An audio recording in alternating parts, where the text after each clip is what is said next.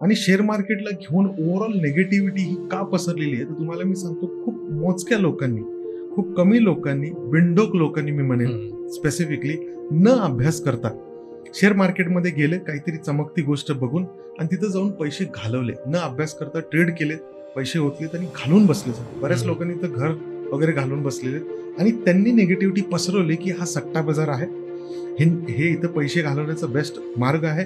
जेव्हा की share market महाराष्ट्रामध्ये 150 वर्षापासून आहे, म्हणजे भारतात 150 वर्षापासून आहे आणि ही 150 वर्ष चालणारी गोष्ट कशी चुकीची असू शकते, कशी सट्टेबाजी असू शकते, नसू शकते, हे सायंटिफिक आहे.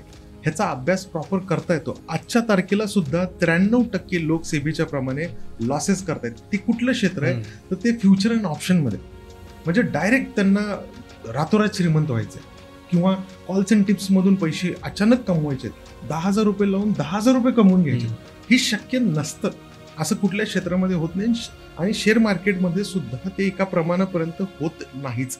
तुम्हाला त्याचा एक अभ्यास करून एका लेवलला गेला तर ते तुम्हाला लक्षात येईल की हे सायंटिफिक आहे आणि त्याची निगेटिव्हिटी जी बिंडोक लोकांनी पसरवलेली आहे ती चुकीचं आहे. कारण की शेअर मार्केट तुमच्या खिशातून कधीच पैसे काढून घ्यायला येत नाही. आपण जातो आणि आपले पैसे मेहनतीचे त्याच्यामध्ये टाकतो ह्या अपेक्षेने की रातोरात श्रीमंत होणार आहे, पटापट पैसे कमवणार आहे आणि तिथं घालवतो आणि मग त्याला नावं ठेवतो. काहीच अर्थ नाही त्याला नावं ठेवण्यात. शेअर मार्केट चुकीचं नाहीये, लोक चुकीचे वागतात. आता सुरुवातीपासून आपण बोलतोय, आता 40-50 मिनिटापेक्षा जास्त वेळ झाला आपण कंटिन्युअसली बोलतोय. मला एकच प्रश्न सतत मनात येतोय आणि जेव्हापासून तुम्हाला भेटलो तेव्हापासून येतोय की मार्केटमध्ये एवढी निगेटिव्हिटी आहे की आपण शेअर मार्केटमधून पैसे कमवू शकत नाही आणि तुम्ही सांगतात की सगळं इझी आहे, सगळं आपण करू शकतो, आपण 100% ॲक्युरेसीने शेअर मार्केटमधून पैसा कमवू शकतो.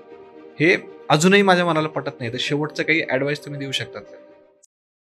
आपल्या सगळ्यांना योगेश पाटीलचा नमस्कार. आपल्या सगळ्यांचं स्वागत आहे 10 पट मोठी स्वप्न पाहणाऱ्या नव्या महाराष्ट्राच्या सगळ्यात इन्स्पिरेशनल पॉडकास्टमध्ये, ज्याचं नाव आहे श्रीमंत स्टुडिओ प्रस्तुत श्रीमंत व्हा विथ योगेश पाटील. मित्रांनो, आजच्या या शोमध्ये आपल्यासोबत समीर सारंगजी आहेत.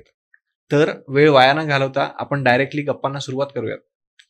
तर समीरजी, तुमचं श्रीमंत व्हा या महाराष्ट्रातील सगळ्यात इन्स्पिरेशनल मराठी पॉडकास्टमध्ये स्वागत आहे. Thank you so much Yogesh sir. Yes, तर सगळ्यात आधी आमच्या ऑडियन्सला ऐकायला आवडेल की तुम्ही नेमकं काय करतात. सो आम्ही शेअर मार्केट एज्युकेशन देतो आणि हे शिक्षण पैसे कमवण्याच्या रिलेटेड आहे. आता श्रीमंत व्हा म्हटलं की श्रीमंत होण्यासाठी आपल्या शोचं नाव आहे. येस, श्रीमंत व्हा आणि पैसे कमवणं गरजेचं आहे श्रीमंत होण्यासाठी, कारण की ती सगळ्यात महत्वाची गोष्ट आहे त्याच्यातली. आणि ती कशी केली जाते, एक सर्वसामान्य माणूस कसं करू शकतो ह्या सगळ्या गोष्टी आणि त्या गोष्टी वापरून श्रीमंत कसं होऊ शकतो हे शिकवायचं आणि हे एज्युकेशन देण्याचं आम्ही मागच्या 7 वर्षापासून काम करतो. ओके. आणि या सगळ्या जर्नीची सुरुवात कशी झाली होती? सो जर्नी ऍक्च्युली कधी कुठलंही आपण जसं तुम्ही आता जसं पॉडकास्ट करताय, सो हे लहानपणीच ठरलेलं नसतं गोष्टी. खूप कमी मुलांच्या आयुष्यात असं घडतं की लहानपणी ठरलेले असतात. त्या तशा माझ्या पण ठरलेलं नव्हतं की मी एज्युकेशन देईन शेअर मार्केटचं. पण सुरुवात अशी झाली की मी फिनान्समध्ये काम करायला लागलो. म्हणजे मला ओव्हरऑल 23 वर्षांचा एक्सपिरियन्स आहे फिनान्स इंडस्ट्रीचा, म्हणजे बँकिंग, इन्शुरन्स, म्युच्युअल फंड या इंडस्ट्रीमध्ये मी काम केलेलं आहे बऱ्याच मोठ्या लेवलला. सो तिथं काम करताना किंवा मोठ्या कंपन्यांमध्ये काम करताना माझ्या लक्षात आलं की कंपन्या मोठे होतात, कंपन्या खूप सारे प्रॉफिट कमवतात, कंपन्यांचे ब्रांचेस वाढतात. आपल्या सिटीमध्ये पण बघा ब्रांचेस खूप जास्त वाढलेले आहेत किंवा ब्रँड्स खूप फायनान्शियल कंपन्यांचे वाढलेले आहेत, पण त्याच्यामध्ये काम करणारे आणि त्याच्यामध्ये इन्व्हेस्ट करणारे लोक श्रीमंत होत नाहीत. सो ते काय कारण आहे, जेव्हा मला ते कळालं, त्याच्या रिलेटेडचा मी अभ्यास केला, तेव्हा माझ्या लक्षात आलं की मी पैसे कमवतोय, खूप इझिली करता येतं. जे मी करतोय त्याच्याबरोबर मी पैसे कमवू शकतो, फुल टाइम पाहिजे तर तेही करू शकतो. आणि जेव्हा माझ्या हे लक्षात आलं की हे सर्वसामान्य लोकांना खूप गरजेचं आहे, कारण की लहानपणीच आपल्याला कळून जातं की पैशाचं महत्व खूप आहे. बरोबर. पैसा आपल्या इथं जेवढं महत्वाचं आहे कदाचितच कुठल्या दुसऱ्या गोष्टीला महत्व तेवढं दिलं जातं, पण पैसे कमवण्याच्या शिक्षणावरती महत्व नाहीये. निगेटिव्हिटी खूप जास्त आहे किंवा पैसे कमवण्याच्या बाबतीत फसवणूक खूप जास्त आहे.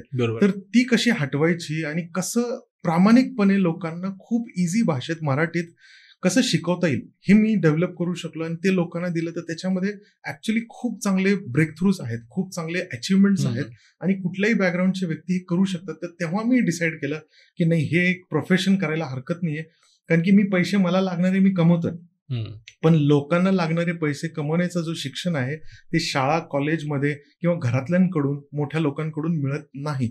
तर मग तो कसा मिळेल, तर ते देण्याच्या हिशोबाने सुरुवात केली या जर्नीची. ओके. आणि मला सुरुवातीला ना तुमच्या स्वतःच्या शेअर मार्केटच्या जर्नीबद्दल ऐकायचं आहे. तर ती कशी होते?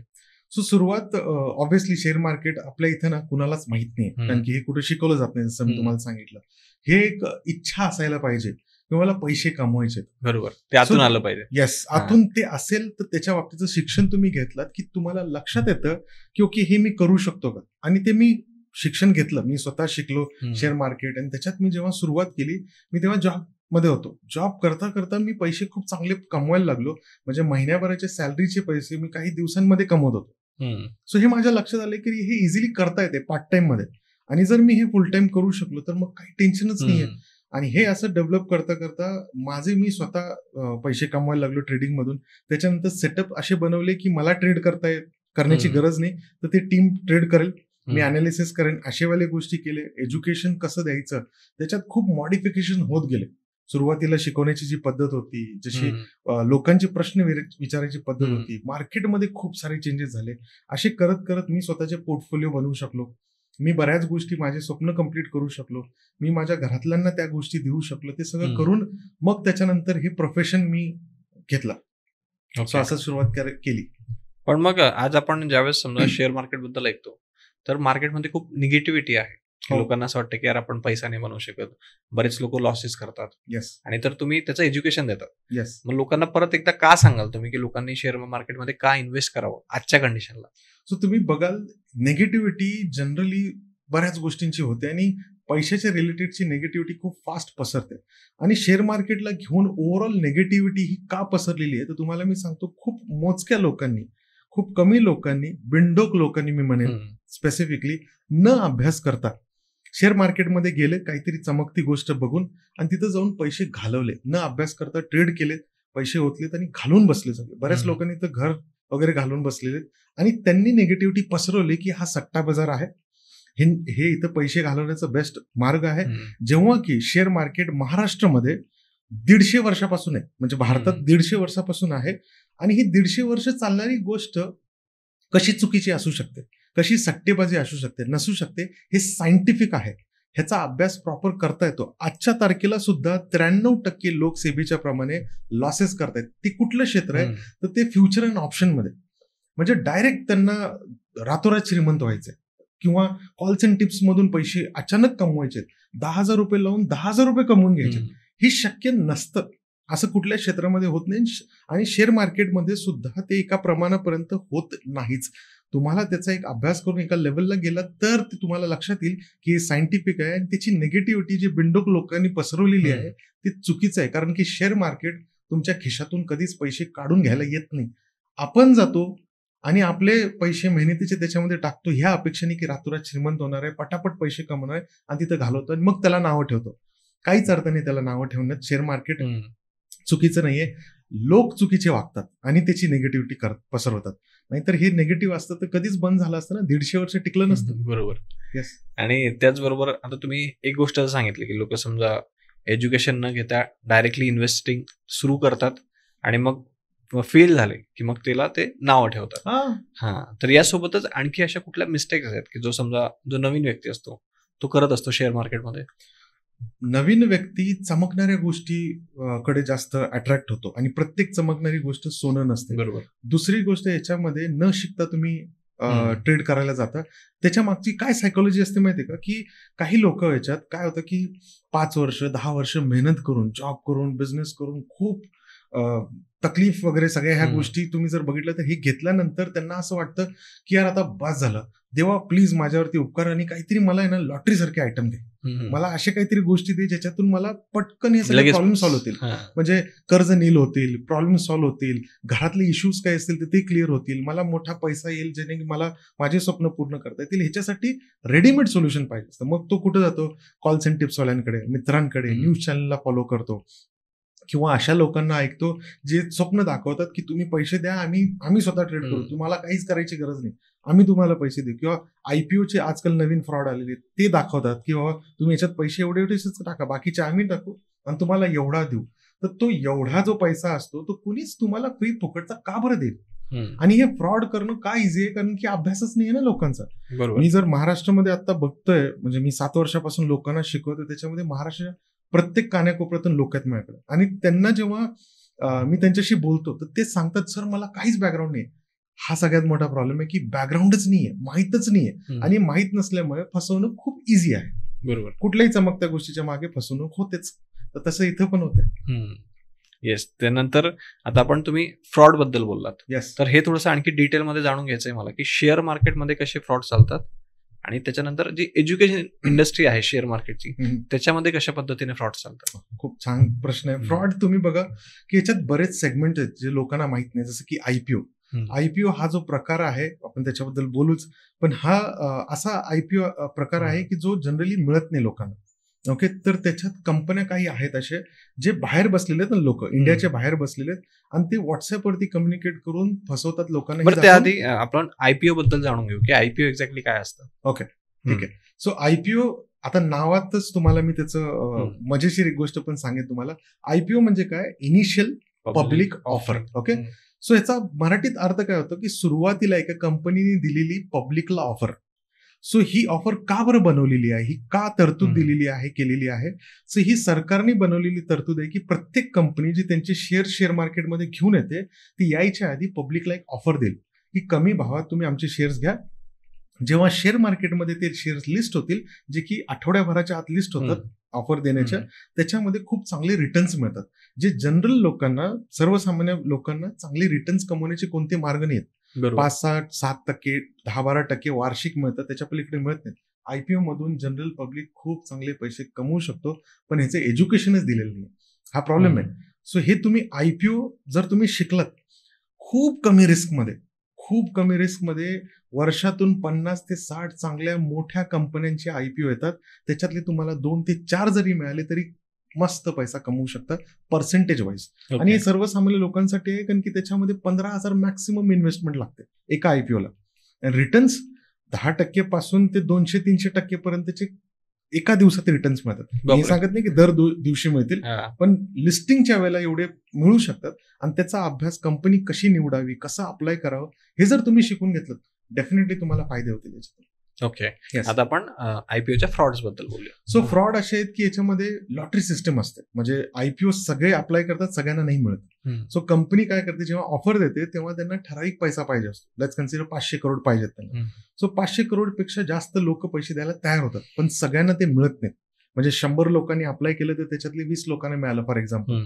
सो हे बाकीचे लोक जे असतात ना ते फ्रस्ट्रेट होतात, आणि त्यांना असं वाटतं की यार मला आयपीओ कुणीतरी घेऊन द्यावा. सो कंपन्या फ्रॉड करणारे म्हणतात आम्ही तुम्हाला गॅरंटीड देऊ. सो असे आयपीओ असतात एसएमई म्हणजे स्मॉल मीडियम एंटरप्राइजेस. ते छोटे आयपीओ असतात आणि त्याच्यामध्ये इन्व्हेस्टमेंट 1-1.5 लाख रुपयाची लागते. सो ह्याच्यामध्ये काय होतं की ती कंपनी जी फ्रॉड करणारी आहे ती तुमच्याकडे येईल, तुम्ही सर्च करत असाल तर तुमचं बरोबर कॉन्टॅक्ट सोशल मीडियामधून ते काढतील, तुम्हाला मेसेज पाठवतील की तुम्हाला हा आयपीओ आमच्याकडून 100% मिळेल. तर त्याला लागणारा 1-1.5 लाख रुपये जो पैसा आहे त्याच्यातला तुम्ही किती द्यायचे, 50-60 हजार रुपये द्या, बाकीचे आम्ही टाकतो. म्हणजे आपल्याला वाटतं हा सिन्सिअर लोक आहेत बरं का, आणि ते घेतात पैसे आपल्या अकाउंटमध्ये, आणि एक ऍप मधला चुकीचा कुठलाही एक फ्रॉड ऍप बनवतात, त्याचे स्क्रीनशॉट काढून पाठवतात, हे बघा तुम्हाला हा आयपीओ लागलाय. आणि ह्याचे रिटर्न्स काही आयपीओ एसएमईचे खूप जबरदस्त रिटर्न देतात, पण आपण ते रेकमेंड करत नाही, कारण की एकतर ह्याच्यामध्ये प्रॉब्लेम असतात. एसएमई आयपीओ जास्त पैसा लागतो, आणि याच्यामध्ये विकताना तुम्ही शेअर जेव्हा विकताय तेव्हा त्याच्यात बायर सेलर खूप कमी असतात. त्याच्यामध्ये तुम्ही पैसा अडकून जातो, म्हणजे तुम्ही जावे होता त्या कंपनीचे आणि अडकून त्याच्यात लॉसेस होण्याचे चान्सेस जास्त असतात. पण इथं ते काय दाखवतात बघा, तुम्ही 50-60 हजार रुपये दिले, 2.5-3 लाख रुपये झालेले प्रॉफिटमध्ये. आता तुम्ही काय करा, बाकीचे पैसे आम्हाला द्या, जे राहिलेले होते आम्ही जे टाकले होते, मग तुम्हाला आम्ही हा पैसा तुमच्या अकाउंटमध्ये ट्रान्सफर करू, आणि ते चेकचा फोटो पण पाठवले, हे बघा चेक पण रेडी. आपल्याला अजून भरोसा वाटतो आणि बाकीचे पैसे देतात. असे हे बरेच आयडियाज करून लोकांकडून 20-30 लाख रुपये काढून घेतलेले आहेत, आणि ते नंतर गायब होतात, कारण की ते फक्त व्हॉट्सअपवरती अवेलेबल असतात, बाकी कुठंच नाही. येस. आता ही सगळ्यात मोठी गोष्ट आहे. येस, कारण आपल्याला एकदम सिंपल, कारण जे ट्रेंडिंग मध्ये असतं त्याच्या मागे सगळे लागतात, आणि मग तिथेच फ्रॉड व्हायचे चान्सेस असतात. येस. आणखी कोणते कोणते चान्सेस आहेत? सो आता जसं तुम्ही फ्रॉड बद्दल हे विचारलं की कोर्सेसचे किंवा एज्युकेशन मधले फ्रॉड कोणते होतात. सो एज्युकेशनचे फ्रॉड म्हणजे काय की कोर्सेस विकणारे जे आहेत शेअर मार्केटचे, ते खूप मोठे स्वप्न दाखवतात. त्यांच्या गाड्यांबरोबर फोटो काढतील, रील्स बनवतील, घर बंगला असे दाखवतील की शेअर मार्केट, असे करून घरं दाखवतील बरोबर. किंवा शो ऑफ करतील आणि खूप भारी भारी रील्स बनवतात. पण त्यांची ऍक्च्युअल पोर्टफोलिओ किंवा त्यांची ऍक्च्युअल परिस्थिती वेगळी असते, ती खरी नसते. सो एखाद्या कंपनीचा किंवा एखाद्या इन्स्टिट्यूटचा कोर्स घ्यावा की नाही घ्यावा हा कशावरती डिपेंड करतो. त्यांचे जे स्क्रीनशॉट्स किंवा त्यांचे रील्स वरती जाऊ नका. तुम्हाला आतून आवाज यायला पाहिजे की अरे हा खरं बोलतोय का नाही. सो असे लोक आहेत सिन्सिअर काम करणारे, लिटरली सिन्सिअर काम करणारे लोक आहेत. पण त्यांचे रिव्ह्यूज चेक करणे, म्हणजे गुगलवरती जाऊन रिव्ह्यू चेक करणे की ही कंपनी, जशी माझ्या कंपनीचं नाव फिनांथ्रोपिस्ट आहे किंवा माझं समीर सारंग नाव आहे, त्यांचे रिव्ह्यू जाऊन चेक करणे की खरंच कसे आहेत, लोक काय बोलतात ह्यांच्याबद्दल, ते चेक केल्याशिवाय कधीच याच्यामध्ये एंट्री करू नये. किंवा त्या कंपनीला तुम्ही विचारू शकता की फॉर एक्झाम्पल मी पुण्याचा आहे किंवा मी मुंबईचा आहे किंवा मी नाशिकचा आहे, तर नाशिकचे कुठले तुमचे कस्टमर आहेत का जे तुमचे रेकमेंडेशन देतील, मला त्यांचा नंबर किंवा तुम्ही त्यांचा कॉल करून द्याल का, मला त्यांच्याशी बोलायचं आहे. तर ते तुम्हाला सांगत असतील की नाही हे सिन्सिअर आहे तरच जाणे, नाही तर नाही. कारण की अट्रॅक्टिव्ह बनवण्यासाठी 299, 500 असे 1000, 1500चे कोर्सेस करतात, जे सर्वसामान्यांना वाटतं की बाबा 2000, 500 रुपये दिल्याने काय फरक पडतं, जाऊ दे, काय काही फरक पडत नाही, बघू तरी काय शिकायला मिळतं. काहीच देत नाही. कारण की त्या लोकांना स्वतःला बऱ्याच गोष्टी माहीत नसतात, म्हणजे कशी शिकवायची, आणि हेल्प करत नाहीत. ह्या इंडस्ट्रीमध्ये सगळ्यात महत्वाची गोष्ट आहे, एकतर लोकांना माहित नाहीये, तर शिकवणं, कोर्स बनवणं काही अवघड नाही हो. तुम्हाला सांगतो, युट्यूब बघून पण लोक कोर्सेस बनवायला लागतात आणि ते कोर्स देऊन टाकतात. कोर्स घेऊन तुम्हाला ते इम्प्लिमेंट कसं करावं, म्हणजे ऍक्च्युअल कोर्स 20% आहे आणि 80% हा सर्व्हिसचा भाग आहे, तुम्हाला हँड होल्डिंग करण्यासाठी, की तुम्हाला अक्षरशः हात धरून गिरवण्यासारखं. लहानपणी कसं आपल्याला पाठीवरती गिरवायला शिकवायचे, तसं की डीमॅट अकाउंटमध्ये कसं ट्रेड करावं, कोणता स्टॉक कधी घ्यावा, शॉर्ट टर्म मध्ये काय करावं, लॉंग टर्म मध्ये काय करावं, ट्रेडिंग मध्ये कोणत्या गोष्टी असतात, कमोडिटी काय आहे, शेअर मार्केट काय आहे, एका हाऊस वाईफनी ज्यांना काहीच कळत नाही त्यांनी काय करावं, जॉब करत असताना मल्टीटास्किंग मध्ये कसे करावं, फुल टाइम मध्ये कसं करावं, हे सगळं हँड होल्डिंगचा भाग खूप महत्वाचा आहे, जे कोणीच करत नाही जनरली. प्रॉमिसेस मोठे आहेत, दाखवण्याच्या गोष्टी मोठ्या आहेत, त्याला तुम्ही म्हणजे बळी पडू नये आणि चेक करूनच ठरवा की कुठं कोर्स करा आणि कुठं नाही. बरोबर. आता तुम्ही तुमचा स्वतःचा पण कोर्स आहे, मला आता तुम्हाला थोडासा काउंटर क्वेश्चन करायचं आहे की समजा आता जर एखादा म्हणत असेल की आधी तुम्ही तुमचं पीएनएल स्टेटमेंट दाखवा मग बोला, त्यांना तुमचं काय आन्सर असेल? सो मी तुम्हाला हे सांगेन की बघा, माझं पीएनएल स्टेटमेंट म्हणा किंवा पोर्टफोलिओ म्हणा, पोर्टफोलिओ काय असतो, पीएनएल स्टेटमेंट कसं बघावं हे बऱ्याच लोकांना माहित नाही. जे याच्यातले ट्रेडर आहेत तेच फक्त जाणतात त्याच्यात. सो जनरल पब्लिकसाठी मी तुम्हाला हे सांगेन की माझा पीएनएल किंवा माझा पोर्टफोलिओ तुम्ही जर बघितलं तर तो खूप दिसताना छान दिसतो, ओके, आणि तो मी छान प्रेझेंट करू शकतो. सो माझे म्हणजे फॉर एक्झाम्पल माझे किती होल्डिंग आहे शेअरची, किंवा माझ्याकडे गाडी कोणती आहे, माझ्याकडे घड्याळ कोणते आहेत, घर कसं आहे, फार्म हाऊस कसं आहे, बायकोकडे दागिने किती आहेत, हे तुम्ही माझ्याकडचं बघून तुम्ही ठरवू नका. कारण की हे मी फुल टाइम करतोय, बऱ्याच वर्षांचा एक्सपिरियन्स आहे, बऱ्याच गोष्टी मी शिकलेल्या. तर सर्वसामान्य लोकांसाठी काय बघणं गरजेचं आहे, तर मी ज्या लोकांना शिकवलंय त्यांचे पोर्टफोलिओ, त्यांचे पीएनएल कसे आहेत. एक झिरो नॉलेज असलेला व्यक्ती या क्षेत्रामध्ये येऊन कुठल्या लेवलला पोहोचलेला आहे, तुम्हाला कुठल्या सिटीचे, महाराष्ट्रातल्या कुठल्याही सिटीचे, कुठल्याही गावाचे, कुठल्याही खेड्याचे, तुम्हाला कुठला रेफरन्स पाहिजे माझ्या पार्टिसिपंटचा तो मी देतो. त्याचे पोर्टफोलिओ, त्याचे अर्निंग्स, त्याचं नॉलेज किती आलेलं आहे, कोर्स करून आमचा सपोर्ट घेऊन ते बघा आणि मग ठरवा की खरंच मला जॉईन करायला पाहिजे का नाही. मी हे सांगणार नाही की मला जॉईन करा किंवा मी हे सांगणार मी इतरांपेक्षा भारी आहे. डिसिजन तुमचा आहे की तुम्हाला काय पाहिजे, ते मी ऑलरेडी घडवलंय का नाही, आणि ते लोकांबरोबर तुमचं मॅच होतंय का, की तुमची पण जर्नी तशी उभी करायची आहे का. डेफिनेटली येस करता येतं. म्हणजे माझ्याकडे छोट्या छोट्या गावातून मिरॅक्युलस रिझल्ट्स आहेत. म्हणजे स्वतःचे प्रॉपर्टीज बनवण्यापासून ते आवडीच्या गोष्टी घेण्यापासून ते होल्डिंग्स वाढवण्यापासून, म्हणजे ब्रोकर्स कडून त्यांना ट्रेडिंग खूप चांगली करतात, त्याचे अवॉर्ड्स आहेत. जसे युट्यूब वरती सिल्वर, गोल्ड हे सगळ्या गोष्टी मिळतात, तसे त्यांच्याकडे अवॉर्ड्स आहेत. तसे माझे पार्टिसिपंट आहेत ज्यांनी ते क्रिएट केलेलं आहे, ज्यांची अॅक्युरेसी 100% आहे. 100% अॅक्युरेसी म्हणजे महिन्याभरात एकही लॉस नाही, किंवा खरंच पॉसिबल आहे का. डेफिनेटली मी पुरावे सहित तुम्हाला पाहिजे तर हे मी आपण डिस्क्रिप्शन मध्ये ते ऍड करूयात. डेफिनेटली ऍड करू शकतो मी तुम्हाला ते, कारण कुणालाच विश्वास नाही बसणार की शेअर मार्केटमध्ये 100% अॅक्युरेसी पॉसिबल आहे. आणि हा विश्वास बसून ही चांगली गोष्ट आहे, पण चेक केल्यानंतर मग ठरवा ना की विश्वास ठेवायचा का नाही, रिअली लोक आहेत का नाही, त्यांच्याशी बोलायचं असेल तर बोलू शकता. आणि हे शक्य आहे की नाही बघितल्यानंतर, किंवा तुम्ही माझा सेमिनार बघितलं आणि असं आतून वाटलं की नाही यार हा व्यक्ती व्यवस्थित वाटतो आणि करून बघायला काही हरकत नाही, तर बघा, करू आणि तुम्हाला वाटलं तर ठीक आहे, नाहीतर काहीच प्रॉब्लेम नाही. सगळ्यांसाठीच मला कोर्स द्यायचा असं काही नाही, जबरदस्ती नसायलाच पाहिजे. आणि ही चॉईस म्हणून तुम्हाला मी सांगतो की तुम्ही ठरवा. तर आता मी तुम्हाला काही असे व्हॅल्युएबल क्वेश्चन विचारणार आहेत की ज्याने आपल्या ऑडियन्सला खूप फायदा होईल. ओके, तर सगळ्यात आधी मला सांगा की ट्रेडिंग की इन्व्हेस्टिंग? खूप छान प्रश्न आहे. ट्रेडिंग की इन्व्हेस्टिंग? जनरल पब्लिकच्या हिशोबाने जर सांगायला गेलं तर इन्व्हेस्टिंग. Okay, yes. आणि इन्व्हेस्टिंग मध्ये बरेच प्रकार आहेत. Short term investing, long term investing, IPO पण हा एक इन्व्हेस्टिंगचा प्रकार म्हणायला हरकत नाही. आणि ट्रेडिंग मध्ये पण इन्व्हेस्टिंगचा एक प्रकार आहे, जसं की स्विंग ट्रेडिंग म्हणू शकतो आपण. तो एक इन्व्हेस्टिंगचा भाग आहे असं म्हणायला हरकत नाही, जे सर्वसामान्य लोकांना कमीत कमी डोक्याला त्रास असलेला. आणि काय असतं स्विंग ट्रेडिंग म्हणजे? म्हणजे कमीत कमी त्रास असलेला आणि कमीत कमी रिस्क असलेल्या गोष्टी, हे तुम्ही short term, long term trading मधून किंवा इन्व्हेस्टिंग मधून किंवा स्विंग ट्रेडिंग. स्विंग म्हणजे काय? झोकाळा, स्विंग. ओके, सो स्विंग कसं एका लेवलवरून एका लेवलला असं जातं. तर ही लेवल आहे आणि ही एक लेवल आहे. तर ह्या लेवलवरून आपण ठरवू शकतो की हा स्टॉक कुठल्या दिशेला जाणार आहे. आणि खरं सांगायचं तर टेक्निकल अनालिसिस तुम्ही जर शिकलात तर स्टॉक तुमच्याशी बोलतात. जसं आपण रस्त्यावरून जाताना बोर्ड वाचतो तर ते आपल्याशी बोलतात की एवढ्या किलोमीटर तुम्ही ही स्पीड ठेवा, इथून राईट टर्न घ्या, इथून लेफ्ट टर्न घ्या. तर ते आपल्याला भाषा येते म्हणून कळते. बरोबर. तसं स्टॉकची चार्ट अनालिसिसची भाषा आहे. ती भाषा तुम्ही जर शिकून घेतली की ते तुमच्याशी बोलतात की मला इथं बाय कर, मला इथं सेल कर, आता इन्व्हेस्ट कर किंवा आता करू नको, आता राईट टाइम आहे, आता नाही आहे, हे ते बोलतात ना लिटरली. आणि एवढीच भाषा शिकणे बस. सो इन्व्हेस्टिंग मध्ये ह्या सगळ्या गोष्टी करू शकता तुम्ही. त्यानंतर आता कुठलाही स्टॉक सिलेक्ट करताना तो कसा ठरवावा की मला हाच सिलेक्ट करायचा आहे किंवा तो सिलेक्ट करायचा आहे? खूप छान प्रश्न आहे. याच्यामध्ये एक गोष्ट सगळेजण चुकतात. बेसिकली जे शिकलेले नसतात ते काय करतात की त्यांना ना फक्त एकच फोकस असतो की मी बाय केलंय, लेट्स कन्सिडर 500 रुपयाला बाय केलं तर मला 1000 रुपये मिळायला पाहिजेत, 500 रुपये मिळायला पाहिजेत किंवा त्याच्यावरती प्रॉफिट व्हायला पाहिजे.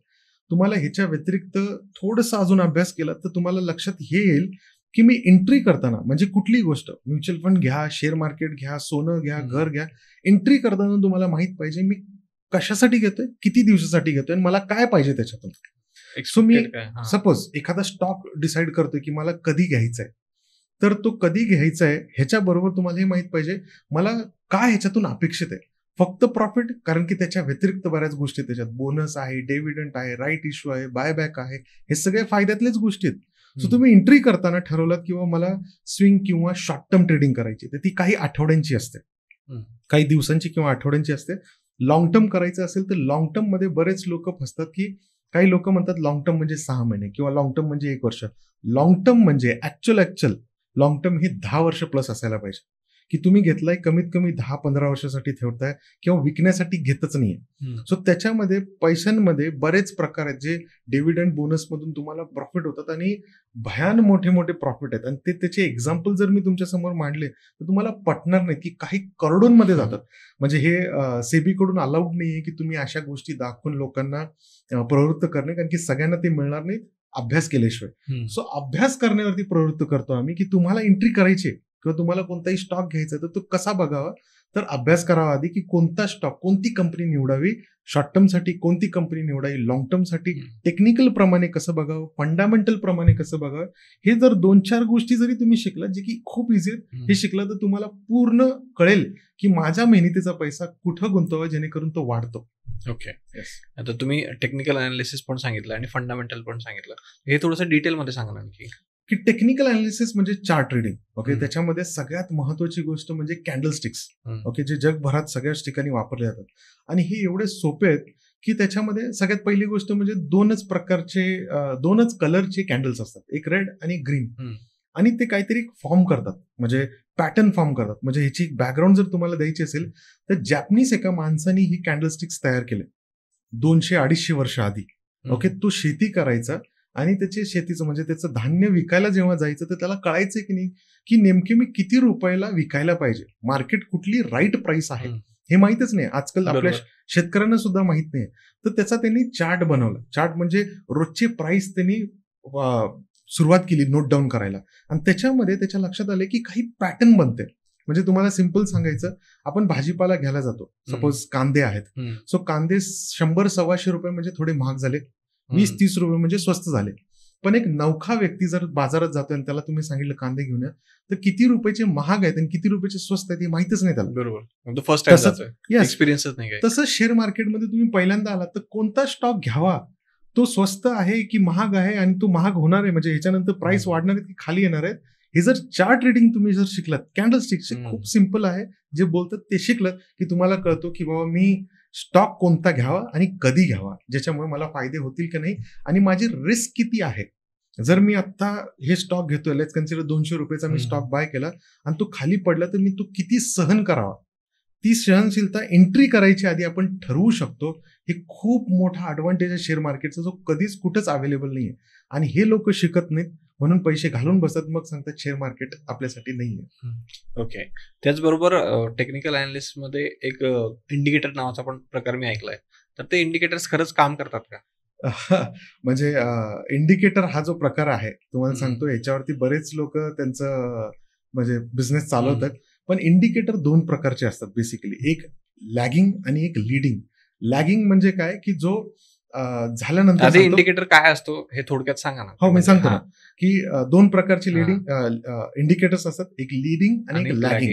ओके, लीडिंग म्हणजे काय होणार आहे सांगणारा आणि लॅगिंग म्हणजे काय झालेलं आहे सांगणार, कन्फर्म करणार. ओके, सो इंडिकेटर म्हणजे काय, सिंपल भाषा आहे, संकेत देणार, कुठले संकेत देणार. जसं गाडीचा इंडिकेटर आहे, मी लेफ्टचा इंडिकेटर लावला, मी इकडे चाललोय.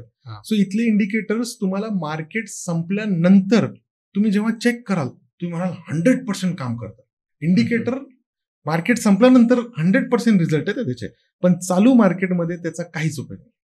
So indicator will not help you. हे इंडिकेटर तसे जसे आपण रील्स बघतो ना की ते फिमेल्स बाबतीत दाखवतात, पण सगळ्यांच्या बाबतीत खरं नाही ते, की राईटचं सिग्नल दाखवलेलं आणि लेफ्टला टर्न मारलं, इंडिकेटर असे काम करतात शेअर मार्केटचे. दॅट इज नॉट युजफुल माझ्या हिशोबाने, ते काही कामाचे नाहीत, कारण की तुम्हाला चार्ट महत्वाचे आहेत, इंडिकेटर नाही. ओके, तर मग नेमकं काय केलं पाहिजे, कोणती स्ट्रॅटेजी शिकली पाहिजे मग, इंडिकेटर्स तर येत नाही समजा. सो कोणती स्ट्रॅटेजी हे जर प्रश्न बघितला तर हा खूप वास्ट प्रश्न आहे. सो तुम्हाला काय करायचंय, ट्रेडिंग करायची तर इक्विटीमध्ये, फ्युचरमध्ये, कमोडिटीमध्ये की ऑप्शन्समध्ये, किंवा तुम्हाला इन्व्हेस्टिंग करायची आहे तर ती इन्व्हेस्टिंग शॉर्ट टर्म करायची, लॉंग टर्म करायची, त्यामध्ये हे अनालिसिस डिपेंड करतात की कुठले करावे. ह्या प्रत्येकाचे थोडे थोडे वेगवेगळे अनालिसिस आहेत, पण बेस काय आहे, चार्ट रिडिंग. ओके, आणि ते चार्ट रिडिंगमध्ये टाइम फ्रेम जर तुम्हाला कळाली, टाइम फ्रेम म्हणजे काय की 5 मिनिटाची कॅन्डलस्टिक्स बघावी की 5 तासाची बघावी की 1 दिवसाची, 1 आठवड्याची, 1 महिन्याची, हे जर तुम्हाला कळालं तर तुम्हाला ट्रेडिंग, इन्व्हेस्टिंग ह्या सगळ्या गोष्टी स्पष्ट होतील. ओके, पण एक आयडियल काही सांगू शकतात का आन्सर, की कुठली टाइम फ्रेम ही चांगली असते? सो ट्रेडिंगसाठी टाइम फ्रेम जी आहे ही कमी टाइम फ्रेमची असतात. ओके, त्याच्यामध्ये सुरुवात करत असताना किंवा तुम्ही दुसऱ्यांचं बघून ऐकून तुम्ही ट्रेडिंगमध्ये जाऊ नये, पहिली गोष्ट. आणि ट्रेडिंगमध्ये लोक शिकवताना असे सांगतात की 5 मिनिटाची कॅन्डल बघा किंवा 15 मिनिटाची बघा किंवा 3 मिनिटाची किंवा 1 मिनिटाची. हे सुसायडल टाइम फ्रेम आहे. सुसायडल म्हणजे घर घालवू धंदे. तुम्ही सुरुवात करताना ह्या टाइम फ्रेमनी करत असाल, मी तुम्हाला गॅरंटी देतो एंड ऑफ द डे तुमचे पैसे गेलेले असतील. ओके, म्हणून तर सेबी सांगते 93% लोक लॉसेस करतात, तर हे ते आहे. सो सुरुवात करत असताना 1 डे टाइम फ्रेम वरती तुम्ही हळूहळू सुरुवात करावी. 2-5 हजार रुपये, इंट्राडे पण, इंट्राडे सुद्धा. ओके, डे टाइम फ्रेम वरती 2-5 हजार रुपयांनी 5-10 स्टॉक्स घेऊन तुम्ही बघावं तुम्हाला जमतंय का, येतंय का. कारण की तुम्ही जर का 5 पॉईंट किंवा 10 पॉईंट कमवत असाल, त्याच्यासाठी तुम्ही आत्ता 5,000 रुपये लावले आणि 10 पॉईंट कमवले, फॉर एक्झाम्पल म्हणजे 10 रुपये कमवले. तुम्ही जर 5,000 लावताय त्याच्या ठिकाणी जर 5 लाख लावले, तेच 10 पॉईंट कमवले, तर तुम्हाला प्रॉफिट काही हजारोंमध्ये असेल. पण स्ट्रॅटेजी कम्प्लिटली तुमच्याकडे क्लिअर असायला पाहिजे. म्हणजे काय सांगायचा प्रयत्न करतोय की तुमची स्किल्स वाढायला पाहिजेत. ओके, ट्रेडिंगचे स्किल्स जेवढे वाढतील तेवढे तुमच्याकडे पैसे येतील. लोक स्किल्स वाढवत नाहीत, पैसे कमवण्याच्या मागे जातात. फक्त स्किल्स वाढवा, पैसे तुमच्याकडे झक मारून येतील. ओके, आणि त्यानंतर फंडामेंटल अनालिसिस तुम्ही जे सांगितलं होतं त्याबद्दल आणखी थोडंसं डिटेलमध्ये सांगा. सो फंडामेंटल अनालिसिसमध्ये बरेच लोक काही बेसिक चुका करतात. म्हणजे ते काय करतात, ते म्हणतात की सर पेनी स्टॉक घ्यायला पाहिजे का, किंवा कंपन्या कशा निवडायला पाहिजेत आणि कसे ठरवायला पाहिजे. त्याच्यात चूक काय करतात ते, तर कंपन्यांचे बॅलन्स शीट्स रीड करायला जातात, पी रेशो रीड करायला जातात, त्यांचे स्टेटमेंट्स बघायला जातात. खूप क्रिटिकल अवघड गोष्टी जी सीए लेवलच्या लोकांना सुद्धा जड जाते. सीए लेवलच्या लोकांना जर जड जात असेल, सर्वसामान्य लोकांनी त्याच्यात पडावं का, तर नाही माझ्या हिशोबाने. तर दुसरी गोष्ट काय, फंडामेंटल मध्ये चेक करावं तरी काय करावं, जी सोपी पद्धत आहे. आता फॉर एक्झाम्पल निफ्टी 50 कदाचित तुम्ही ऐकले असेल की भारतातले सगळ्यात मोठे 50 कंपन्या. आता भारतातले सगळ्यात मोठे 50 कंपन्या जे भारत चालवण्याची ताकद ठेवतात त्यांचे काय फंडामेंटल चेक करायचे आपण, बरोबर है ना. आता एचडीएफसी बँक भारतातली सगळ्यात मोठी कंपनी आहे. ओके, तर एचडीएफसी बँकेचे काय चेक कराल तुम्ही? बॅलन्स शीट्स, ती कशी काम करते हे चेक कराल. कसं चेक कराल सांगा बरं? नाही शिकतायत आणि नाही करतायत. तर ह्याच्यामध्ये तुम्हाला जर जायचं असेल सुरुवात करताना निफ्टी 50, निफ्टी 100, निफ्टी 200, निफ्टी 500 जरी तुम्ही कंपनी घेतलात आणि ह्याच्यापेक्षा जास्त पैसा नसतो जनरली लोकांकडे की 500 कंपन्यांमध्ये इन्व्हेस्ट करून अजून उरलेला आहे आणि मला तो इन्व्हेस्ट करायचा आहे, तर फंडामेंटल बेसिक हे की टॉपच्या कंपन्या घेणे. सेगमेंट वाईज जरी तुम्ही घेतलात, इंडस्ट्री वाईज की बँकिंग फायनान्स झालं किंवा ऑइल अँड गॅस झालं, कन्स्ट्रक्शन झाले किंवा सर्व्हिसेस झाले, ह्याच्यातले तुम्ही टॉप कंपनी घेतले ज्याच्यासाठी तुम्ही निफ्टी इंडायसेस नावाची एक वेबसाईट आहे, niftyindices.com. ओके, त्याच्यामध्ये तुम्ही जाऊन बघितलं तर तुम्हाला सेक्टोरियल डिस्ट्रीब्युशन दिलेलं आहे. त्या सेक्टरमधले सगळ्यात मोठे कंपनीत कोणते ते बघून तुम्ही त्याच्यामध्ये इन्व्हेस्ट करायला काहीच हरकत नाही. पण थोडंसं तुम्ही टेक्निकल अनालिसिस करावं की एंट्री कधी करावं ते शिकलात तर फंडामेंटल तुमचं सेट आहे असं म्हणायला हरकत नाही. ओके, आता इथूनच मला 2-3 क्वेश्चन सुचत आहेत. येस सगळ्यात पहिले म्हणजे पेनी स्टॉक्स. येस. तर ते पेनी स्टॉक्स मध्ये बरेच लोक इन्व्हेस्ट करतात, तर ते केलं पाहिजे का की नाही? जसं मी तुम्हाला सांगितलं की चमकत्या गोष्टींच्या मागे पळतात लोकांना, ते खरे सगळे सोनं नसतं चमकणारी गोष्ट. सो पेनी स्टॉक खूप चमकतात कारण की ते मॅनेज्ड बाय इंटरनल ट्रेडर्स किंवा इनसाइड ट्रेडर्स किंवा त्या कंपनीचे मालक लोक त्याला हँडल करतात, त्याला मॅनेज करू शकतात ते मॅन्युप्युलेट करण्यासाठी, कारण की त्याच्यावरती रूल्स एवढे स्ट्रॉंग नाही आहेत. आणि ते दिसताना लोकांना, सर्वसामान्य लोकांना ते दिसताना कसे दिसतात? 5 रुपये, 2 रुपये, 50 पैसे, 10 रुपये ह्या रेंजमध्ये दिसले की त्यांना टेम्पटिंग वाटतं. म्हणजे तोंडाला पाणी सुटण्याचं काम आहे की मी 1000 रुपयांमध्ये 100 घेऊ शकतो, 1000 घेऊ शकतो असं वाटतं. आणि त्यांचं कॅल्क्युलेशन एकच असतं की समजा 50% जरी वाढलं तरी डबल होतील पैसे किंवा असं. आणि दुसरी गोष्ट तुम्हाला सांगतो, जी चुकीची संकल्पना डोक्यात असते की सगळे स्टॉक कुठं ना कुठेतरी पेनी स्टॉक म्हणूनच सुरुवात झाली होती ना. नाही, असं नसतं, असं नसतं. मी तुम्हाला एक चॉईस देतो, चला मी तुम्हाला एक विचारतो ह्याचं उत्तर देण्यासाठी की लेट्स कन्सिडर की शाहरुख खानचा किंवा अमिताभचा पिक्चर लागलाय आणि एक नवख्या हिरोचा की हिरोईनचा पिक्चर लागलाय, कोणता बघाल? शाहरुख खान, अमिताभ बच्चन. अशीच बघाल, कारण की तुम्हाला माहित आहे किंवा हा हिट असण्याचा, चांगला असण्याचा चान्स जास्त आहे. मग स्टॉक मार्केटमध्ये तुम्ही अमिताभ शाहरुख का बरं शोधत नाही, का बरं घेत नाही? तुम्ही नवखे हिरोचे का बरं पिक्चर बघायला जाता? किंवा नवखे हे छोटे छोटे पेनी स्टॉक्स हे कधी गायब होतात? हे तुम्हाला जावे बनवून घेतात. म्हणजे काय की तुम्ही पेनी स्टॉक बाय केला, ह्याच्यात लिक्विडिटी नसते. लिक्विडिटी म्हणजे तुमचे स्टॉक्स विकून तुमचे पैसे परत करून घेणे. जेव्हा प्रॉफिट होतात तुम्ही विकायला जाल, बायर्स अवेलेबल नसतील. तुम्ही सेलर आहात, बायर पाहिजे ना घेणारा कोणीतरी, त्या प्राइसला मिळत नाहीत. मग अशा ठिकाणी मॅन्युप्युलेशन्स खूप होतात, लिक्विडिटी नसते आणि ह्याच्यामध्ये तुम्ही फसण्याचे जास्तीत जास्त चान्सेस आहेत. म्हणून पेनी स्टॉक्समध्ये अजिबात जाऊ नये सर्वसामान्य लोकांनी. हिरो सारखे मोठे मोठे स्टॉक्स बघा खूप आहेत, पण त्याच्यातून बेनिफिट्स खूप सारे आहेत. त्याचा अभ्यास खूप सिंपल आहे, तो केला की तुम्हाला बेनिफिट होतील. ओके, म्हणजे पेनी स्टॉक्स नाही, नो, एवढं क्लिअर झालंय. येस. ओके, त्यानंतर राईट टाइम टू इन्व्हेस्ट ज्याबद्दल तुम्ही सांगत होते, हे थोडंसं आणखी डिटेलमध्ये सांगा. So right time to invest ह्याच्यासाठी टेक्निकल अनालिसिस पाहिजे, अभ्यास पाहिजे की कधी एंट्री करायची. कारण की स्टॉक बोलतात, मी तुम्हाला सांगितलं की मी ह्या लेवलला आहे, आता इथून मी वरती जाणार आहे, तर मला बाय करून घे. हे लेवल्स असतात आणि ते लेवल्स एवढे सोपे आहेत ना की तुम्ही जेवणाचं ताट बघून खाण्याच्या लायकीचं की नाही ठरवू शकता एका नजरेत, कारण की एवढे वर्ष झाले तुम्ही जेवत असाल. तसं तुम्ही स्टॉकला बघून तेवढ्याच वेळेत, म्हणजे मी घड्याळ लावून तुम्हाला चॅलेंज करू शकतो की 10 सेकंडच्या आत तुम्ही मला सांगाल हे बाय करण्याच्या लायकीचं आहे की नाही, आणि मी तुम्हाला ते 10 मिनिटाच्या आत शिकू शकतो. एवढं सिम्पल आहे. So right time to enter हे शिकणं गरजेचं आहे. आणि राईट टाइम टू एंटर कधी असतं? जेव्हा, हे तुम्ही बऱ्याच ठिकाणी ऐकलं पण असेल, जेव्हा लोक पॅनिक होतात की मार्केट पडतंय, that is the right time to enter. पण असं नाही की पॅनिक झाले किंवा मार्केट पडतंय तर एंट्री करावी, पण तो कुठंपर्यंत पडू शकतो याचा अंदाज क्लिअर पाहिजे तुम्हाला. तो अंदाज टेक्निकल अनालिसिस मधून येतो आणि खूप सिम्पल आहे. हो, तुम्ही एंटर केलं त्याच्यात की काही दिवसांमध्ये खूप चांगले 10-20%, काही आठवड्यांमध्ये कमवणं शक्य आहे. सेबी प्रमाणे मी हे बोलू नाही शकत, पण माझे उद्देश चुकीचे नाही त्याच्यामध्ये की फसवाफसवी करण्याच्या हिशोबाने मला काही विकायचं नाहीये. तर मी हे बोलू शकतो की हे प्रॅक्टिकल पॉसिबल आहे आणि हे प्रॅक्टिकली आपल्या इथं लोक करतायत, मी स्वतः करतोय, तर हे करायला हरकत नाही सर्वसामान्य लोकांनी. ओके, आता मध्येच तुम्ही मार्केट क्रॅश बद्दल बोलले होते आणि आता सध्या बरेच ट्रेंडिंग टॉपिक आहे की मार्केट क्रॅश होणार आहे, तर कधी होणार आहे नेमकं? सो पैसे कमवण्याची एक पद्धत आहे, एक तर चमकती गोष्ट दाखवणे आणि दुसरी भीती दाखवणे की हे आता होणार आहे बरं का, होणार आहे बरं का, होणार आहे बरं का. आणि भारतामध्ये असं काही होतच नाहीये. ओके, मागच्या काही वर्षांपासून मार्केट म्हणजे करोनापासून आतापर्यंत 4 वर्षामध्ये मार्केट क्रॅशच्या नावाखाली खूप गोष्टी घडल्या, पण तो करेक्शन होतो, क्रॅश होत नाही. Crash is a very big thing. खूप मोठी गोष्ट आहे. क्रॅश होणं म्हणजे मार्केट बंद होऊन जातं, की एका लेवलला तो 10-20% पडला आणि त्याच्यानंतर बंद करून टाकतात, ते क्रॅश झाले. करेक्शन म्हणजे काय, थोडंसं खाली आलं परत वरती गेलं तर ते होत आहेत, ते जनरली होत राहणार आहेत. पण ओव्हरऑल मार्केट तुम्हाला हे बघणं गरजेचं आहे की मार्केट जेव्हापासून सुरू झालेलं आहे तेव्हापासून तो थोडा खाली येतो वरती जातो, थोडा खाली येतो वरती जातो, आणि हे वरतीच जात राहणार आहेत, वरतीच होणार आहेत. सो ह्याचं तुम्हाला क्रॅशच्या बाबतीत जर बघितलं तर हे 10 वर्षातून 12 वर्षातून एकदा येणारी सायकल असते, जी स्वतःहून लोक, काही मोठे लोक हे आणतात. हे मॅन्युप्युलेटेड असतं. हा बिग बॉस आहे असं म्हणायला हरकत नाही. शेअर मार्केट हे ठरवून केलं जातं, आणि हे जेव्हा ते करतात, हे करायच्या आधी म्हणजे पब्लिकला लॉस होण्याच्या आधी आपल्याला बघता येतं, शिकता येतं, आणि ते शिकून आपल्याला कमीत कमी महिनाभर आधी, 4 आठवडे आधी, 2 महिने आधी हे आपल्याला चार्ट वरती कळतं. म्हणजे फॉर एक्झाम्पल करोना यायच्या ऍटलिस्ट 2-2.5 महिने आधी क्लिअर चार्ट बोलतोय की मी इथून खाली पडणार आहे, आणि तो पडला. त्याच्यानंतर प्रत्येक वेळेला जेव्हा जेव्हा मार्केट पडलाय, वर गेलाय, तो क्लिअर सिग्नल देतो. जसं युक्रेनवरती बॉम्ब पडला तेव्हा काय, त्याच्या आधी क्लिअर कट होतं.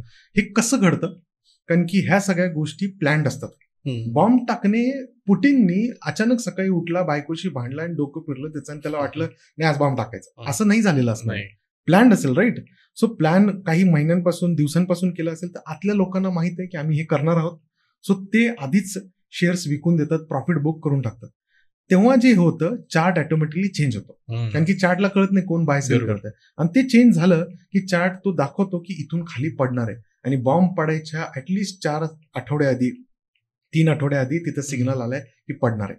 करोनाच्या वेळेला आलेलं आहे, युक्रेन बॉम्बच्या वेळेला आलंय, रिसेंट आता ऑगस्टमध्ये मार्केट पडलं होतं, कारण की जपानने त्यांचे बँक रेट्स, जे रॅपो रेट्स म्हणा किंवा व्याजदर असतात ते वाढवले होते. त्याच्या वेळेला क्लिअर कट 3-4 आठवडे आधी आपल्या इथं सगळं दिसतंय.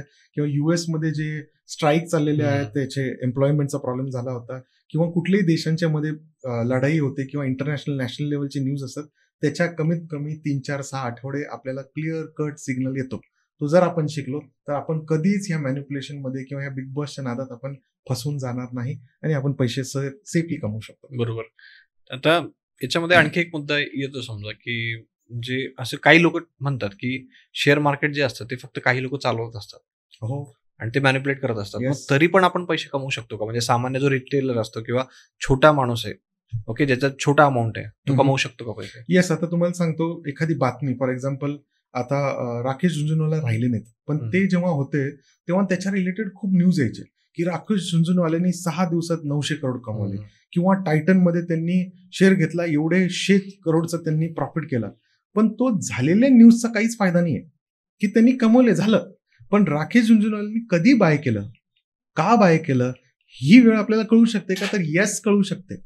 म्हणजे ही न्यूज वाईज कळणार नाही तुम्हाला, कारण की ही न्यूज झाल्यानंतर येते ना. बरोबर. सो तुम्हाला कधी कळेल, आधीच तुम्हाला चार्ट बघून कळेल की तुम्ही हा स्टॉक कधी घ्यायला पाहिजे. आणि तुम्ही ते राकेश झुंझुनवाल्यांनी जेव्हा डिसिजन घेतलं असेल त्यावेळेला डिसिजन तुम्ही घेऊ शकता का? चार्ट बोलतात आणि तिथं मुवमेंट दिसते, आणि ते तर तुम्हाला जर कळालं प्रॉपर टाइम फ्रेम मध्ये तर तुम्ही नक्कीच त्याचा फायदा घेऊ शकता. आणि सर्वसामान्य लोकांसाठीच आहे.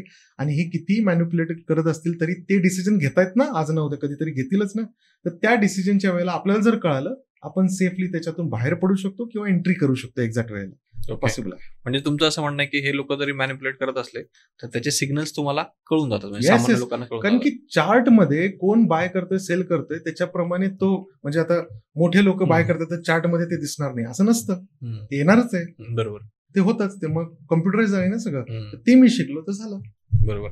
त्यानंतर शेअर मार्केटच्या बाबतीत ना एक प्रत्येकाची एक अडचण असते किंवा प्रॉब्लेम असतो की आपण ज्यावेळेस बाय करतो त्यावेळेस ते उलट होतं आणि ज्यावेळेस सेल करतो त्यावेळेस पण ते उलट होतं. म्हणजे असं का बरं होतं नेमकं? एक्झॅक्ट. सगळ्यात पहिले तर सायकोलॉजी, म्हणजे माझी विचारधारणा किंवा माझे मानसशास्त्र. बघ, मी सांगितलं होतं तुला, मी बाय केल्यावरती खाली जातो, हे ठरवूनच आलेलं आहात तुम्ही, तर तुमच्यावर हेच होणार आहे. शेअर मार्केटनी तुम्हाला मित्र सुद्धा फसून जाईल. मित्राला पैसे दिले आणि तो परत देणार होता आठवड्याभरात, आणि तो महिना झाला तोही दाखवत नाही, कारण की तुमच्या डोक्यातच हे होतं की हा बुडवेल. तर शेअर मार्केटमध्ये तुम्हाला नेमके तेच स्टॉक मिळतील जे तुम्ही बाय केले आणि ते खाली गेले. हम्म. सो ही सायकोलॉजी एक प्रकार झाला. दुसरा, टेक्निकल अनालिसिस माहित नाही की एंट्री राईट कधी घ्यावी, कारण की लोकांचं अख्खं आयुष्य ह्याच्यामध्येच चाललंय की राईट एंट्री कुठं आहे. आणि हे सगळ्यात महत्वाची गोष्ट आहे जी इझिली शिकता येते, पण लोकांना ते शिकण्यापेक्षा सर ते राहू दे ना, आता तुम्ही या लेवलला पोहोचलेला आहात, तुम्ही जेव्हा बाय करताना आम्हाला सांगून द्या ना, तुमचा एक चॅनल बनवा, आम्हाला ऍड करा, तुम्ही जेव्हा बाय करता तेव्हा सांगा. कोणीच सांगत नाही, असं कोणीच करू शकत नाही. तुम्ही त्या लेवलला पोहोचता पाहिजे, माणूस स्वतःला बघेल. एक्झॅक्टली. आणि तुम्ही त्या लेवलला गेलात तर तुम्ही सुद्धा कधी अशा गोष्टी करू शकत नाही. सो इट इज इम्पॉसिबल गोष्टी, आणि ह्या अपेक्षामध्ये मरूही नाही. लोकांनी शिकून घेणे, सहज करता येतं त्याच्यातून. आता सायकोलॉजी बद्दल मला आणखी थोडंसं डिटेलमध्ये जाणून घ्यायचं आहे की ती कशी इम्प्रूव्ह करायला पाहिजे. सायकोलॉजी जर तुम्ही बघितलात तर सायकोलॉजी म्हणजे काय, की माझी विचारधारणा, म्हणजे साध्या शब्दात तुम्हाला सांगू की तूच तुझ्या जीवनाचा शिल्पकार. हे आपण ऐकलेलं आहे. बरोबर. पण आपल्याला शिल्पकारी शिकायची नसते. शिल्पकारी काय आहे, तर तुमच्या क्षेत्रामध्ये तुम्हाला सक्सेसफुल व्हायचं असेल तर काय मेंटॅलिटी पाहिजे. तुमची जर काय मेंटॅलिटी असते की नाही मी पॉडकास्ट सुरू केल्यानंतर मी फेल होईन, तुम्ही नक्कीच फेल असते का. बरोबर. पण तुमची मेंटॅलिटी नसेल तशी, म्हणून तुम्ही आज सक्सेसफुल लेवलला पोहोचलेला. सो सायकोलॉजी प्रत्येक ठिकाणी, शेअर मार्केट असो, हेल्थ असो, रिलेशन असो, बिझनेस असो, जॉब असो, ही सायकोलॉजी तशी पाहिजे, विचार तसे पाहिजेत. निगेटिव्ह विचार ऑटोमॅटिकली येतात, कारण की लहानपणापासून आपली पॅरेंटिंगच तशी आहे, महाराष्ट्राची किंवा भारताची किंवा ओव्हरऑल लेवलला. तर ती निगेटिव्ह आपण सहज विचार करतो. मी जर तुम्हाला सांगितलं की सर तुम्ही शिकून करोडपती बनू शकता बरं का, खरंच हो का, हा का, जमेल का, येईल का, असे प्रश्न ऑब्व्हियसली येतात. कसं करायचं सांगा ना सर, हे ऑब्व्हियसली येत नाही. सो सायकोलॉजी ही कशी काम करते, तर तुमची सायकोलॉजी तुम्हाला आधी इम्प्रूव्ह करणं गरजेचं आहे की मला करोडपती बनायच्या आधी, मला श्रीमंत व्हायच्या आधी, श्रीमंती काय असते, कशी असते, कशी दिसते, माझ्यासाठी श्रीमंती काय आहे, किती पैसे असल्याने मी श्रीमंत आहे, कुठली गाडी घर असल्याने मी श्रीमंत आहे, ही सायकोलॉजी जर क्लिअर असेल तर तुम्हाला ते मार्ग, ते लोक आणि ते सिच्युएशन तुमच्या आयुष्यात क्रिएट व्हायला लागतात आणि तुम्ही त्या पद्धतीने तसे रिझल्ट क्रिएट करता. मग शेअर मार्केट हा एक भाग आहे. सो तुम्ही क्लिअर झालात की मला श्रीमंत व्हायचंय आणि मी श्रीमंत कसा दिसतो, ही पिक्चर तुमच्या इथं क्लिअर आहे. तर तुमच्या इथं एखादा व्यक्ती आला आणि त्यांनी तुम्हाला सांगितलं की शेअर मार्केटमध्ये मी असं असं केलं, आणि सहज बोलता बोलता कॉन्टॅक्ट झाले आणि सहज तुम्ही त्यांना भेटलात, सहज त्या कोर्समध्ये गेलात, सहज तुम्ही शिकलात. जसे की आता ह्या पॉडकास्टमध्ये सहज कुणीतरी आलं असेल आणि खूप चांगलं आहे म्हणून बघत बघत. हे का झालं, कारण की त्यांची सायकोलॉजी तिथं फोकस्ड आहे. तर ही सायकोलॉजी असणं आधी गरजेची आहे, मग तुमच्या आयुष्यात मला श्रीमंत व्हायचं. पहिली गोष्ट, पैसे कमवता येतील, मी श्रीमंत होऊ शकतो, माझे स्वप्न पूर्ण होऊ शकतात, माझी बॅकग्राऊंड काही असो, शिक्षण काही असो, माझं काही मी मागे काही कांड केलेले असतील, मी चांगला बनवू शकतो, होऊ शकतो, हा विश्वास, ही सायकोलॉजी नसेल तर नाही होऊ शकत. म्हणजे इन शॉर्ट काय, तुमची इच्छा असेल तर तुम्हाला सगळ्या गोष्टी, सगळे लोक, सिच्युएशन होतील तसे जे तुम्हाला ती इच्छा पूर्ण करण्यासाठी हेल्प करतील. तुमची इच्छा जर नसेल तर तुम्हाला देव सुद्धा हेल्प करू शकत नाही. आपण तर माणसं आहोत साधारण, आपण काय हेल्प करणार, देव सुद्धा हेल्प करू शकत नाही इच्छा नसेल तर. मग ती इच्छा निर्माण करणे, मग सगळ्या गोष्टी होतील. ओके. पण मग तिच्यात पण एक मुद्दा आहे की समजा आता 4 लोक आहेत, 4 लोकांना जर तुम्ही सेम सांगितलं तरी पण वेगवेगळे लोक वेगवेगळे. डेफिनेटली, म्हणजे 4 लोक एकत्र बसले आहेत आणि मी तुम्हाला सांगितलं की रिलायन्सचा शेअर्स तुम्ही एवढ्या एवढ्या रुपयाला बाय करा आणि एवढ्या एवढ्या रुपयाला तुम्ही सेल करा, हे सांगून सुद्धा 4 लोकांचे सेम प्रॉफिट किंवा लॉसेस नसतील. डेफिनेटली गॅरंटेड, कारण की प्रत्येकाची सायकोलॉजी लेवल वेगळी आहे आणि मिरॅक्युलस आहे. हे शब्दांमध्ये एक्सप्लेन करणं खूप अवघड आहे की असं कसं काय होऊ शकतं की बाईंग सेलिंग सेम असताना सुद्धा प्रॉफिट वेगळे, कारण की प्रत्येक जण वेगळा आहे, प्रत्येकाची सायकोलॉजी वेगळी आहे आणि त्याच्या हिशोबानेच त्याचे रिझल्ट येतात. जे लोक ज्या स्टॉकमध्ये प्रॉफिट कमवतात असे बरेच लोक असतात त्याच स्टॉकमध्ये ते लॉस करतात. 93% लॉस करतात. म्हणजे काय करतात, ओव्हरऑल मार्केटमध्ये 7% पैसे कमवणार आहेत, त्यांची सायकोलॉजी तशी असेल, त्यांचा अभ्यास तसा असेल आणि ह्यांची सायकोलॉजी आणि ह्यांचा अभ्यास असा असेल की घालवणारी आहे, ओके, आणि त्यांची मिळवणारी आहे, म्हणून हे सगळं कॉम्बिनेशन असं चालतं. Okay, yes. आता मला थोडंसं फ्युचर ट्रेंड्स बद्दल विचारायचं आहे की जसं की लोक म्हणतात फॉरेक्स ट्रेडिंग केली पाहिजे किंवा क्रिप्टो मध्ये ट्रेडिंग केली पाहिजे, तर त्यावरती तुमचं काय मत आहे? स्ट्रेट फॉरवर्ड जर उत्तर द्यायचं असेल, तुम्हाला फॉरेक्स आणि क्रिप्टोमध्ये जायचं असेल तर तुम्हाला इंडिया सोडावं लागेल, कारण की इंडियामध्ये अलाउड नाहीये. आणि इंडियामध्ये अलाउड नाहीये याच्या कारणानेच की तुम्ही जर त्याच्या प्रेमात पडला, त्याच्यात पैसे कमवण्याचे चान्सेस जास्त पण आहेत, सोपे पण आहेत आणि मार्केट खूप म्हणजे 24 तास चालणारे मार्केट असतात. सो ते इंडियामध्ये का अलाउड नाही आहे, कारण की इंडियन मार्केटचं महत्व कमी होईल. इंडियन मार्केटला मग कोणी येणार नाही, कोणी त्याच्यात ट्रेड किंवा इन्व्हेस्ट करणार नाही आणि ओव्हरऑल इकॉनॉमीला त्याचा खूप मोठा फटका बसू शकतो, म्हणून ते अलाउड नाहीये. पण तुम्हाला फॉरेक्स करायचं असेल तर तुम्ही बघा इंडियामध्ये बरेच प्रकार आहेत फॉरेक्स करण्याचे हे आणि बिटकॉईनचे करण्याचे, पण ते रिस्की आहेत कारण की तुमचे अकाउंट सील होऊ शकतात, तुमचे अकाउंट कधी बंद होऊ शकतात, याच्यात भरोसा नाही कारण की गव्हर्नमेंट बसलेली आहे. तुम्ही एका चांगल्या लेवलवरती ट्रेड किंवा हे करायला लागलात, पैसे कमवायला लागलात या दोन्ही सेक्टरमध्ये, तर तुमचं अकाउंट बॅन होऊ शकतं, तुम्हाला तुमचे पैसे काढून घेतले जाऊ शकतात. सो तुम्हाला शिकवणारे किंवा ब्रोकर लेवलचे लोक सांगतील की नाही आमचं असं आहे, आमचं तसं ऍप आहे, तुम्ही टेन्शन घेऊ नका, असं काय होत नाही, विड्रॉल लगेच 10 मिनिटांमध्ये तुमच्या अकाउंटमध्ये पैसे येतील, होत असतील. पण ते छोट्या लेवलवरती करत असतील थोड्या दिवसासाठी तर ठीक आहे, पण तुम्ही ह्या दोन्ही गोष्टींमध्ये जायचं असेल तर बेसिकली तुम्हाला इंडिया सोडावं लागेल, जर श्रीमंती तुम्हाला ह्याच्यातून मिळवायची असेल तर. नाहीतर ह्याच्यामध्ये पडू नका. शेअर मार्केट, इंडियन शेअर मार्केटमध्ये पैसे कमवण्याचे चान्स पण आहेत, खरंच चांगल्या लेवलला आहे, सोपं आहे, हे करता येतं, लिगली श्रीमंत होता येतं या कंट्रीमध्ये, तर कशाला उगाच नको त्या गोष्टी करायच्या ना, तर हे करता येतं. Okay, yes. म्हणजे ज्यांना करायचं असेल ते करू शकतात, पण मग त्याचे निगेटिव्ह इम्पॅक्ट सर्वसामान्य लोकांनी त्याच्यामध्ये पडू नये कारण की ती चमकणारी खूप चमकणारी गोष्ट आहे, पण ती खूप हाताबाहेरची गोष्ट आहे. तुमचा कंट्रोल नाहीये त्याच्यामध्ये आणि भारताचा कंट्रोल नाहीये त्याच्यावरती, गव्हर्नमेंटचा. तर तुमच्यावर फसवणूक खूप होऊ शकते, तर त्याच्यामध्ये जाऊ नका. Okay, yes. आता सुरुवातीपासून आपण बोलतोय, आता 40-50 मिनिटापेक्षा जास्त वेळ झाला आपण कंटिन्युअसली बोलतोय. मला एकच प्रश्न सतत मनात येतोय आणि जेव्हापासून तुम्हाला भेटलो तेव्हापासून येतोय की मार्केटमध्ये एवढी निगेटिव्हिटी आहे की आपण शेअर मार्केटमधून पैसे कमवू शकत नाही, आणि तुम्ही सांगतात की सगळं इझी आहे, सगळं आपण करू शकतो, आपण 100% ॲक्युरेसीने शेअर मार्केटमधून पैसा कमवू शकतो. हे अजूनही माझ्या मनाला पटत नाही. तर शेवटचं काही ॲडवाइस तुम्ही देऊ शकतात का? ह्याच्यात तुम्हाला मी सांगतो की हे पचायला का अवघड चाललंय मी जे सांगतोय ते. मी असं सांगत नाही की प्रत्येकाला 100% सक्सेस मिळू शकतो, प्रत्येकाची अॅक्युरेसी 100% असू शकते, असं नाही. ती असण्याचे चान्सेस कसे वाढतील, तर तुमची इच्छा जोरदार पाहिजे, नवीन काहीतरी शिकून पैसे कमवण्याची ही इच्छा जोरदार पाहिजे, आणि तुम्ही रूल जे असतील ते फॉलो करायला पाहिजे. रूल्स म्हणजे ट्रेडिंगचे रूल्स आहेत, इन्व्हेस्टिंगचे रूल्स आहेत, आयपीओचे रूल्स आहेत, खूप सिम्पल रूल आहेत. ती तुम्ही जर निवांत प्रॉपर अभ्यास करून जर त्याला फॉलो केले तर तुम्हाला नक्कीच त्याच्यातून चांगले रिझल्ट येतात. पण लोक काय करतात की रेडीमेड सोल्युशन मध्ये जातात. मला सर एवढं सगळं शिकण्यापेक्षा तुम्ही सांगा ना, तर हे न करता शिकणं गरजेचं आहे. आणि महाराष्ट्रामध्ये हेच एक खूप कमी पडतं की शिक्षण नाही आहे आणि ह्याला घाबरतात लोक. शिकायला काय घाबरायचं? तुम्ही सपोज शिकलात, माझ्याकडून शिकलात किंवा कुठूनही शिकलात, तुम्ही शिकलात आणि तुमच्या लक्षात आलं नाही रे हे माझ्या काही कामाचं नाही, सोडून द्या. तुम्ही शिकलात, लक्षात आलं की अरे हे 2 गोष्टी रिस्की आहेत, ह्या 2 गोष्टी रिस्क नाहीये किंवा सोपे आहेत, ते करा. ऍटलिस्ट 2 गोष्टी जरी तुम्ही याच्यातले शॉर्ट टर्म, लॉंग टर्म किंवा आयपीओ जरी तुम्ही प्रकार सुरू केला तरी पैसे यायला सुरू होतील. हे अवेलेबल असताना म्हणजे लक्ष्मी तुमच्या घरी यायचा प्रयत्न करते, पण तुम्ही म्हणता नाही मला भीती वाटते, मग कसं काय होणार आहे? नाही होऊ शकत. सो हे शिकावं लागेल तुम्हाला आणि हे करता येतं. सगळ्यांना पॉसिबल आहे, पण सगळ्यांना येईलच का ते डिपेंड कशावर करतं? तुमची इच्छा आणि रूल फॉलो करणे, ह्याच्यावरती नक्कीच शक्य होऊ शकतं. बरोबर, कारण इच्छा तर समजा प्रत्येकाची असते. येस, प्रत्येकाला श्रीमंत व्हायचं, पण जिथं रूल फॉलो करायची गोष्ट आहे ते सगळ्यात जास्त महत्वाचं असतं. प्रॉब्लेम. येस, तर thank you so much Sameer sir, मला खूप छान वाटलं तुमच्याशी बोलून आणि सगळ्या काही गोष्टी तुम्ही ना एकदम सिम्पल वेने सांगितल्या आणि अपेक्षा आहे की आपल्या ऑडियन्सलाही त्या सगळ्या गोष्टी सिम्पल वेने समजल्या असतील.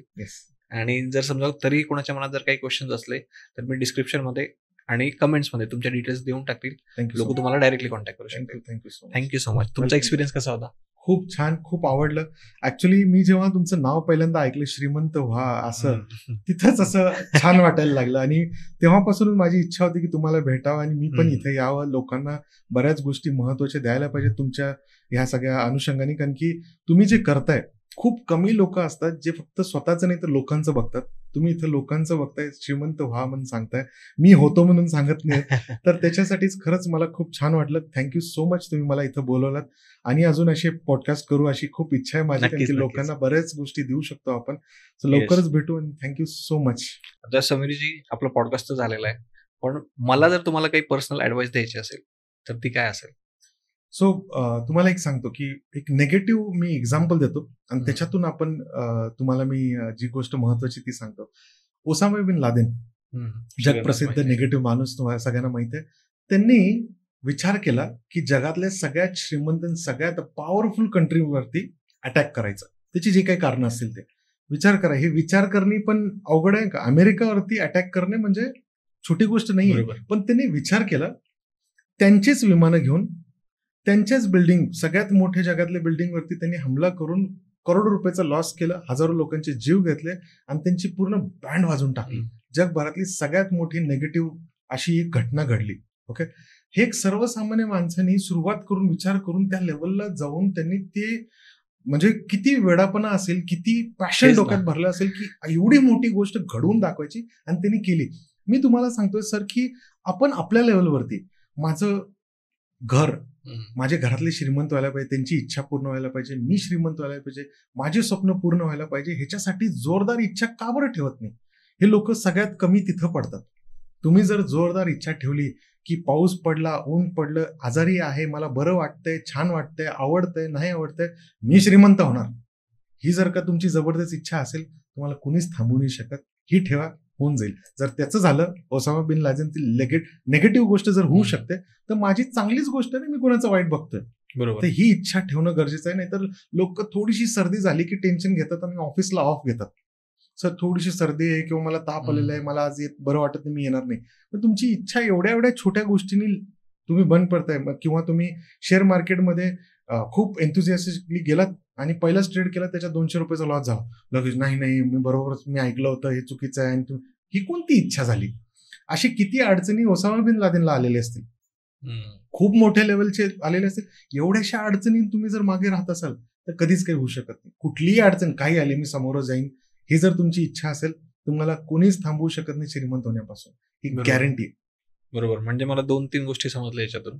सगळ्यात पहिली म्हणजे तुमची इच्छाशक्ती खूपच स्ट्रॉंग पाहिजे. येस म्हणजे असं नाही की करायचंच आहे, येस काही झालं. येस. आणि दुसरी गोष्ट म्हणजे जर काही अडचण आली तरी थांबायचं नाही, कंटिन्युअसली त्याच्यातून मार्ग मार्ग काढतच काढायचा. राहायचे. Yes yes. मित्रांनो, आजचा हा पॉडकास्ट माझ्यासाठी तर खूप व्हॅल्युएबल होता.